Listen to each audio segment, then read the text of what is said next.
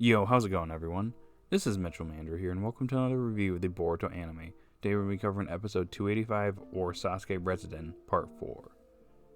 As we're getting close to the end of the Sasuke Retsuden adaptation, how is this episode, and how is the adaptation going so far? Well, before I get into that, if you're someone that's new to the channel, like this type of content, be sure to like, subscribe, and hit that notification bell. It'd be pretty awesome if you do that. Anyways, we probably should start talking about this episode now. Now, with this episode and this part of the Sasuke Retsuden adaptation, the anime has officially surpassed the manga, where things are at. It's kind of interesting because we had a chapter that came out the day before. We're pretty much at the same point, but the anime goes slightly past this with what happened compared to the manga chapter versus today's episode. So, yeah, we're going to be wrapping up the anime adaptation before the manga adaptation ends. So, yeah. Now, I will say that I do like the fact that Kakashi Retsuden's having more of a presence in the anime version of this story compared to the manga version, but still, I wish we could actually get some of the Kakashi Retsuden stuff. I know that's not going to happen now, and it's just happening in the background, so that kind of is annoying, but at least the anime is explaining some stuff. It's kind of being left in the background in the manga. Now, for me, the best moments in this episode is mainly with the Sasuke Sakura stuff. Like that moment where Sakura is talking to Sasuke's older inmate, and she's basically describing her husband, and he's like, oh yeah, Sasuke is just like that. And then that's when it's like, oh, whoa, how do you know that Sasuke's my husband? And he's like, you basically just described him, lady. But the piano scene that comes afterward, where Sakura's looking at the Sakura cherry blossoms outside, I don't know, I really like the piano there. It's just really nice. It's a really nice touch. And the other scenes, there was a scene that was cut from the manga where Sasuke is touching Sakura's face when she mentions, oh, when you smile, you have a little bit of wrinkles there. And, you know, it's not a bad thing, you know, it makes you look very distinguished. I don't know, like, that was kind of not the biggest thing in the world. I was hoping they'd keep the whole scene intact, but you know, whatever. We did get some pretty nice scenes with Sakura and Sasuke in this episode.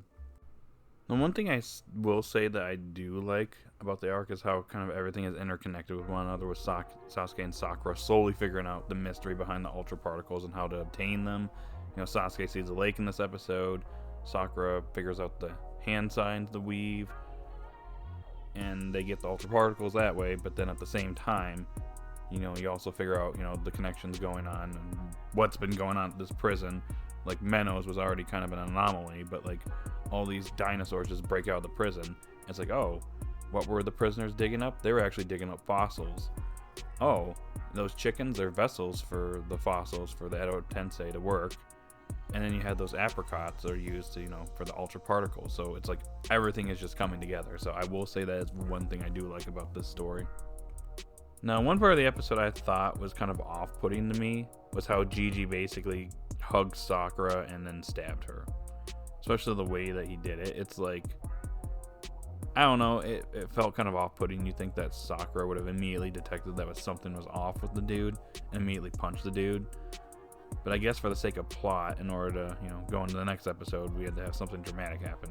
Obviously, Sakura is not going to be defeated so easily, and considering, you know, her past experience with poison, I'm pretty sure she's going to come out of this just fine. Obviously, this is, you know,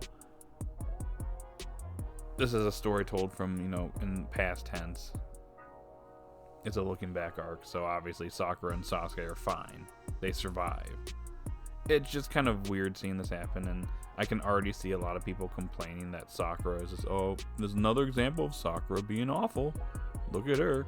She just lost to a nobody.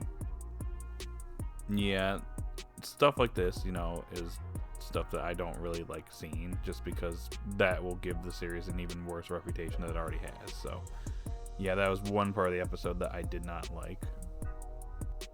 Alrighty, that's all I got for this episode review. So, overall, a decent episode. I like some stuff from this episode, and I dislike some stuff from this episode. So, yeah, maybe like a 6 out of 10 or something like that. But it's going to be interesting to see how the anime handles the ending of this arc. Will it land? Will they be able to fit everything in? because we gotta also go back and cure Naruto, so we're gonna have to see that at some point. So the conflict's gonna have to end before then. So yeah. Anyways, guys, post your thoughts in the comment section down below. What did you think about this episode? Did you love it? Did you hate it? What do you think about this arc in the anime so far versus the manga and the light novel? If you've read the light novel, if you're someone that has read the light novel, I'd like to hear your thoughts about the manga and the anime adaptation so far. So post your thoughts in the comment section down below. New to the channel, like, subscribe, hit the notification bell. And guys, have a good day or night, and I'll see you all later. Bye.